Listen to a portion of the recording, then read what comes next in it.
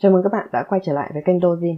Các bạn thân mến, Normal là một bộ phim truyền hình Canada năm 2007 do Cate Desai đạo diễn. Bộ phim kể về một nhóm người không liên quan, được tập hợp và liên kết lại sau một vụ tai nạn xe hơi chết người.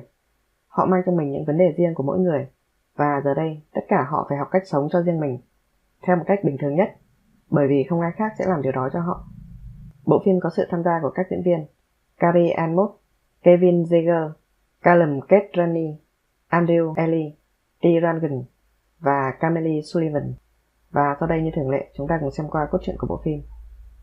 Carrie Ann Moss trong vai Catherine, một người mẹ vẫn vô cùng thương tiếc về sự ra đi của đứa con trai 16 tuổi của mình 2 năm trước đó.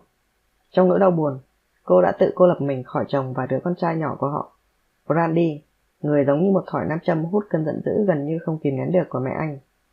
Ngôi nhà giống như một lăng mộ đối với ký ức của một thành viên đã mất. Căn phòng của anh ấy được giữ nguyên như lần cuối cùng anh ấy ở đó, ngoại trừ quần áo của anh ấy đã được niêm phong bằng ni lông để giữ mùi hương của anh ấy. Tại một khu vực khác của khu phố, Jody vừa được thả ra khỏi trại giam vị thành niên và trở về ngôi nhà mà anh chia sẻ với cha là bác sĩ tâm lý K và mẹ kế Elise. Jody chính là người đã lái chiếc xe bị đánh cắp mà con trai của Catherine là hành khách trên đó. Jody luôn mang cho mình cảm giác tội lỗi và giận dữ vô định hướng, và có mối quan hệ không êm đềm với người mẹ kế nóng nảy trẻ trung bị bỏ rơi. Nhưng cuối cùng họ lại ngoại tình với nhau sau khi Jody bắt gặp Elise không mặc quần áo.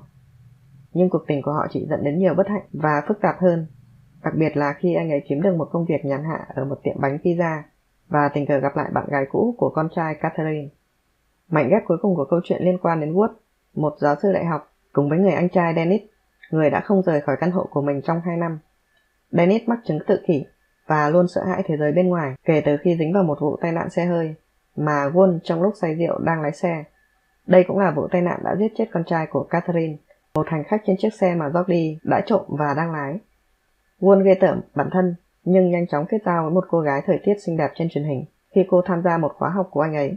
Anh ta cũng dành nhiều thời gian để cố gắng giúp đỡ Dennis bằng cách đẩy Dennis đến gặp Sylvie, một người bạn tù của Dennis vừa được trả tự do. Đây quả thật là một bộ phim rối rắm và thú vị, về nhiều số phận đan xen nhau. Nó giống như một loại câu chuyện rời rạc. Đôi khi nó có thể đã bị đẩy đến mức độ cực đoan và hơi giả tạo trong nỗ lực gây ấn tượng. Bộ phim miêu tả về nỗi đau và sự dằn vặt tâm lý của các nhân vật liên quan trong câu chuyện, nhưng rốt cục lại bị bẻ lái sang chiều hướng khiêu dâm, với những cảnh tình dục lộ liễu và không cần thiết khi Jody bắt đầu ngoại tình với mẹ kế của mình, và Wood cũng tham gia vào các tình tiết dẫn với một sinh viên. Và điều đó làm cho bộ phim không thực sự thuyết phục và gây khó chịu với khán giả.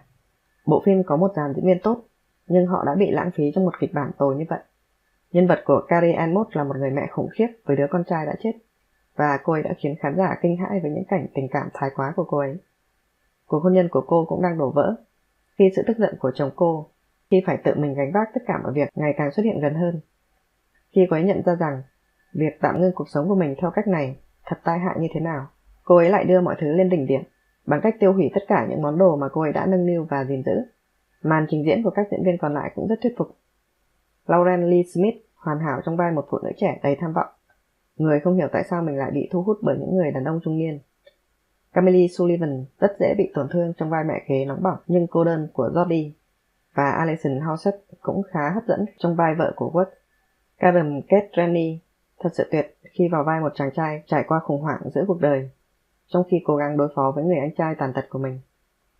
Kevin Zegers khá trưởng thành và đẹp trai. Anh ta thực hiện một công việc diễn xuất đặc biệt, phức tạp hay có chiều sâu ở đây. Trong khi T. Rangan là một bộ sưu tập hoàn hảo của những cách cư xử bắt buộc, mặc dù Dennis không bao giờ được phép làm nhiều hơn thế. Ok, cảm ơn các bạn đã theo dõi. Tạm biệt và hẹn gặp lại các bạn trong các video tiếp theo.